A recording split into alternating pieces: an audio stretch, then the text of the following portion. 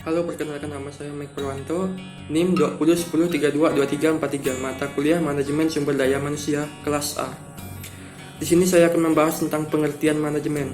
Pengertian manajemen adalah pemanfaatan para individu untuk mencapai tujuan organisasi secara strategis, entisis, dan bertanggung jawab sosial sumber daya manusia. Tujuan organisasional yaitu memastikan bahwa manajemen sumber daya manusia berkontribusi pada efektivitas organisasional departemen, membantu para manajer untuk mencapai tujuan organisasional. Tujuan fungsional yaitu menjaga kontribusi departemen sumber daya manusia dalam tingkat yang layak bagi kebutuhan daya direncanakan secara optimal sesuai kebutuhan organisasi. Fungsi-fungsi manajemen sumber daya manusia yaitu persiapan dan seleksi, pengembangan dan evaluasi, kompensasi dan proteksi, hubungan karyawan dan audit. Yang pertama yaitu penyediaan staf, merupakan proses utama memastikan bahwa organisasi memiliki jumlah karyawan yang tepat. Alat-alat unsur manajemen yaitu yang pertama man, kedua money, ketiga metode, keempat material, kelima methods, keenam markets. Pengertian manajemen proses yaitu proses penyalahgunaan bahan baku dan sumber daya manusia untuk mencapai tujuan yang ditetapkan dengan melibatkan proses perencanaan, pengorganisasian, dan pengarahan, koordinasi, dan evaluasi untuk mencapai tujuan. Tujuannya yaitu meningkatkan dukungan SDM dalam usaha meningkatkan efektivitas organisasi dalam rangka mencapai tujuan yaitu meningkatkan kinerja karyawan dan menguji absensi dan lain-lain. Istilah SDM lainnya yaitu personalia, kedua administrasi dan manajemen personalia, yang ketiga departemen SDM, yang keempat fungsi personal, yang kelima manajemen personalia.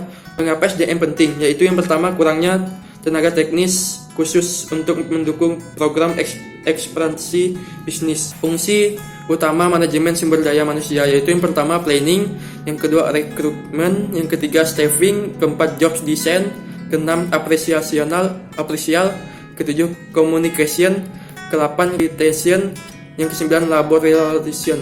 Aspek yang dipertimbangkan dalam merancang sesuatu pekerjaan yaitu elemen organisasi, elemen lingkungan, elemen perilaku. Teknik perancangan ulang pekerjaan yaitu yang pertama job enhancement, yaitu meningkatkan cakupan pekerjaan yang dimiliki seseorang. Kedua job enrichment, yaitu meningkatkan otonomi seseorang dalam mengatur pekerjaannya.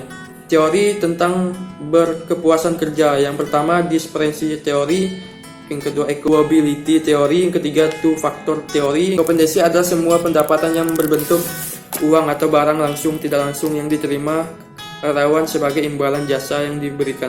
Proses kompensasi yaitu kompensasinya karyawan, yang kelanjutannya jasa atau tenaga, dan kelanjutannya perusahaan sesuai yang diterima karyawan sebagai balas jasa untuk kerja mereka, yaitu yang pertama untuk tujuan pemberian kompensasi.